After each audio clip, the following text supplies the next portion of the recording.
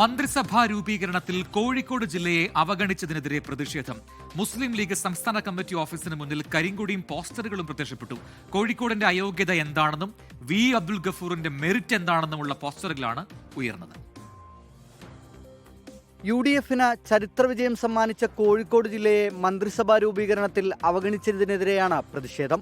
League ഹൌസിന് മുന്നിലാണ് കരിങ്കൊടിയും നേതൃത്വത്തെ ചോദ്യം ചെയ്യുന്ന പോസ്റ്ററുകളും പ്രത്യക്ഷപ്പെട്ടത്. കോഴിക്കോടിന്റെ അയോഗ്യത എന്താണെന്നും ജില്ലയെ തഴയാൻ മാത്രം വി അബ്ദുൽ ഗഫൂറിന് എന്ത് യോഗ്യതയെന്നുമാണ് പോസ്റ്ററിലെ ചോദ്യം. കാസർഗോഡ് ജില്ലയെ ഒഴിവാക്കിയതിനെതിരെയും പ്രതിഷേധം ശക്തമാണ്.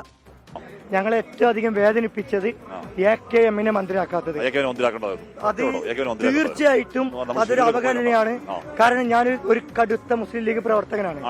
പ്രത്യേകിച്ച് പറയാനുള്ളത് BJPയെ തകിടം മറിച്ചിട്ടാണ് AKM വന്നത്. ഇവിടെ കേരളത്തില് കാസർഗോഡ് മണ്ഡലത്തില് BJPയുമായിട്ട് നേർക്ക് നേരെ പോരാടുന്ന രണ്ടിടമാണ് കാസർഗോഡ് മഞ്ചേശ്വരം. ലീഗിൽ നിന്ന് പാറക്കൽ അബ്ദുള്ളയും കോൺഗ്രസിൽ നിന്ന് K ജയന്തും പരിഗണനയിലുണ്ടായിരുന്നെങ്കിലും അവസാന നിമിഷം പുറത്താവുകയായിരുന്നു. ടേം വ്യവസ്ഥയിൽ 2.5 വർഷത്തിനു ശേഷമാകും പാറക്കൽ അബ്ദുള്ള മന്ത്രിസഭയുടെ ഭാഗമാകുക. 13-ൽ 12 സീറ്റും നേടി ജില്ലയിൽ UDF മിന്നും വിജയം സ്വന്തമാക്കിയിട്ടും ഒരു മന്ത്രി പോലും ഇല്ലാത്തതാണ് അണികളിൽ അമർഷത്തിന് കാരണമായത്. കഴിഞ്ഞ ദിവസം INTUCയും കോഴിക്കോട്ട് സമാനമായ രീതിയിൽ പ്രതിഷേധവുമായി തെരുവിലിറങ്ങിയിരുന്നു. 24 കോഴിക്കോട്.